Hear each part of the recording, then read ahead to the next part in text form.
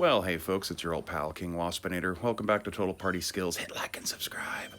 Uh, as I said, there hasn't been any recent controversies over D&D this last week, so I'm going to have to dig back through some stuff that I've thought about based on comments that are not at all recent to the channel. But in times when bringing up stuff like D&D's beast races, you get the obvious, like, this is stupid, this has no place in fantasy, it's just for furries, blah, blah, blah.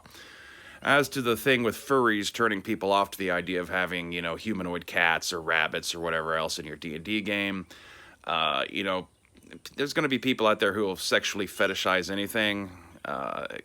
So the fact that there's some people out there who want to use D&D's beast races to express their desire to play as a bright blue cat guy and do some adventurous yiffing or whatever the hell they call it, or hang out with some sexy cartoon ponies. I mean, that was going to manifest in one form or another, just because of modern day entertainment. It happened to take that form, but they just could have easily have been someone who way overly sexually fetishizes elves and hobbits and stuff like that. So, but the idea that beast races have no place in the fantasy genre, like the idea of beast people is one of the most universal aspects to mythology and fantasy stories across human cultures.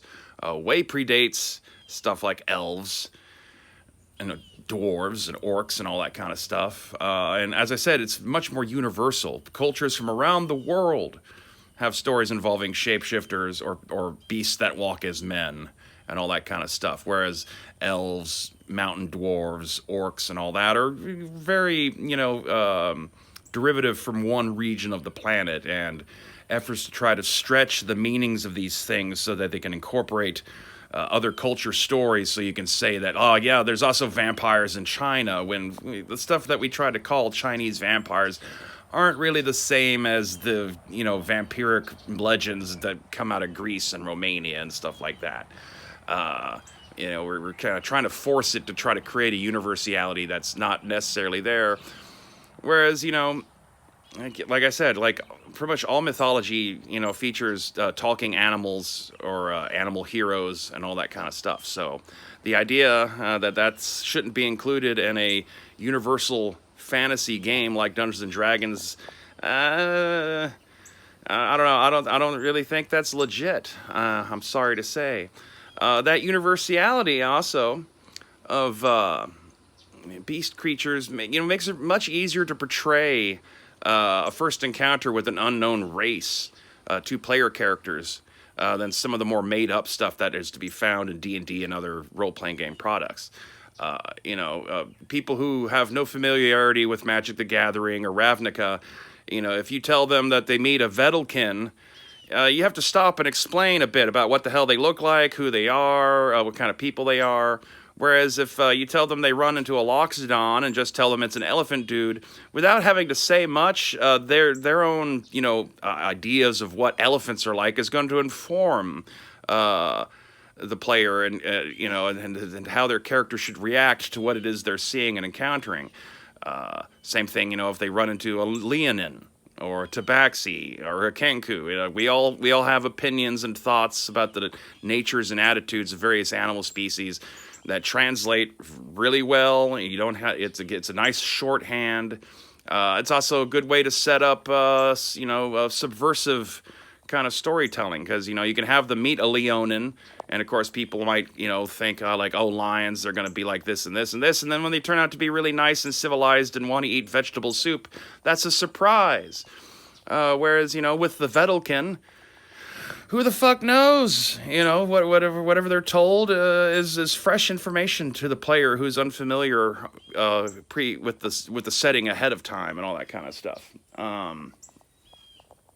I feel especially also for homebrewing purposes, since many people profess a love of homebrew settings, I feel like you got much more variety in the kinds of worlds that you can design if you incorporate the beast races than if you just always lean on the core for races of D&D back from the old days. And frankly, just since dungeon masters should have at least some sort of broad understanding of history and try to be somewhat impartial to its ebbs and flows, I've just always just kind of been bothered by the idea that you'd have all these cohabitating near human species living like right on top of each other, basically filling the same niches. That wouldn't have just destroyed one another. If we want to take a practical look at what humans are like, historically speaking, in a fantasy medieval setting, they probably would have enslaved the orcs as labor. They would have enslaved the dwarves as labor. They'd keep, halflings around as pets, and they would have basically just been slowly, wiping out elven kind through attrition. Humanity would have been very jealous of the elves, and since humans are capable of raising larger and more disposable armies than elves can, since elves are so long-lived with a low birth rate, they feel their loss is heavier, and just over the course of the march of centuries, elven civilization would be whittled down to barely nothing, and so elves would be something that hiding way off out there in the hinterlands, and they wouldn't have a kingdom right next to a human kingdom. Humans would not tolerate this shit. And since humans cover all the niches that elves, dwarves, halflings, orcs fulfill as their own little kind of subset, humans do all of that and more. So they're redundant and wouldn't be able to compete, evolutionarily speaking, on a civilizational scale, unless they're pushed way far away from the human lands. Whereas beast creatures will more distinctly have their own kind of environmental zones that are separate from where the humans ideally would like to live, and they don't necessarily, fill the exact same dietary or economic niches that humans do.